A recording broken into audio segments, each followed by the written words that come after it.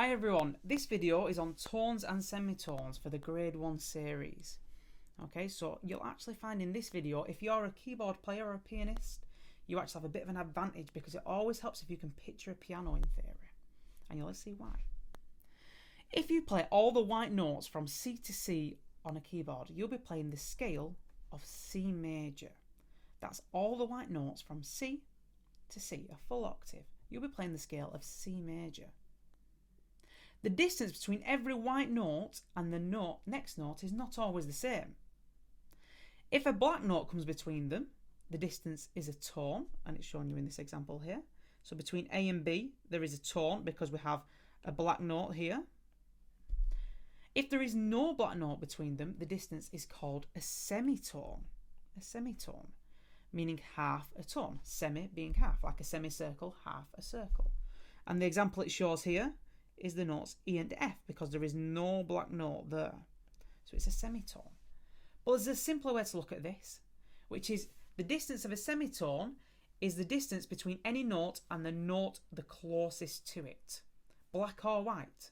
So between C here and C sharp is a semitone because the C sharp is the closest note to C, not D because there's something in between it.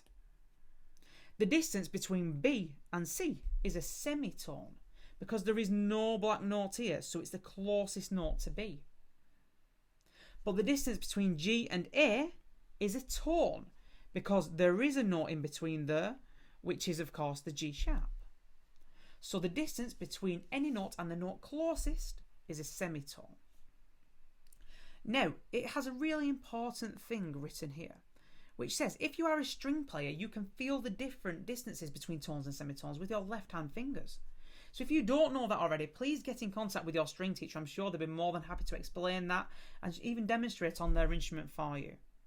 But there's only one exercise that it's going to ask you to do today, and it's going to ask you to look at the pairs of notes and figure out if it's a tone or a semitone. Some of you might be looking at these notes and thinking, well, how am I meant to do that? I just can't picture if there is a note next to it. And this is where being a pianist, okay, or being able to draw a piano will help you. So we're going to rub all this out now and we're going to study how this piano looks. So we have every note.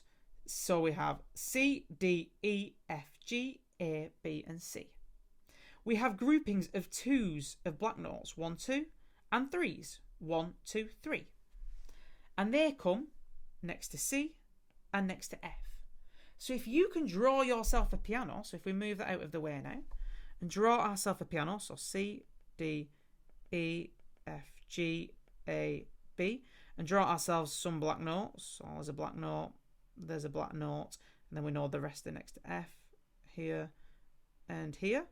And then we'll try and flesh out the keys, like that. We will be able to always visualize our piano. Now I'm sure you can draw a better piano than I don't have on my iPad, but it will always help you because now when I look at this first example and I can see that this note is an E because I've learnt my rhymes for treble clef, and this note is an F, I can then look on my piano and see the distance between E and F, and I know there's no note in between E and F, so that must be a semitone. Okay, can you now pause the video and have a go at exercise number 1 for me?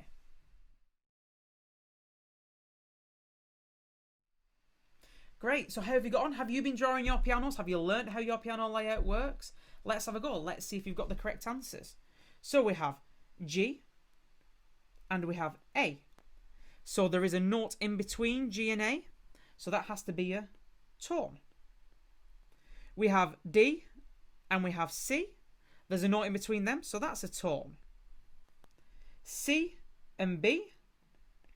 Well, is there a note between C and B? I can't show you on my piano, but on your pianos, or if you want to check here, you'll be able to see there is no note there. So C and B is a semitone. Now we're in bass clef, so don't let this catch you out. So you have to change your rhymes now, okay? So all cows eat grass, so that must be an A, and this is a G. Well, the distance between A and G has something in between it, so that must be a tone. Now we have E, all cows eat, and we have good boys deserve, E and D. Is there anything between E and D? Yes, there's a black note, so that's a tone. we have now, these are both below, so you must work out from the rhymes you know, or you must learn these notes. So we know the first line is good for good boys deserve, so this must be an F, and this is one below our F, so this is an E. The distance between E and F, is there a note? No, there isn't, so that must be a tone. And then we have good boys and all cows, so that's a B and a C. As we've already said before, there is nothing between B and C, so that must be a semitone. I hope you got all the correct answers. I know for some of you this might be quite a hard concept, getting to understand the piano and the concept of tones and semitones. If you are struggling with this, do drop me an email, we'll talk through it and we'll try and make sure that you can fully comprehend it like everyone else.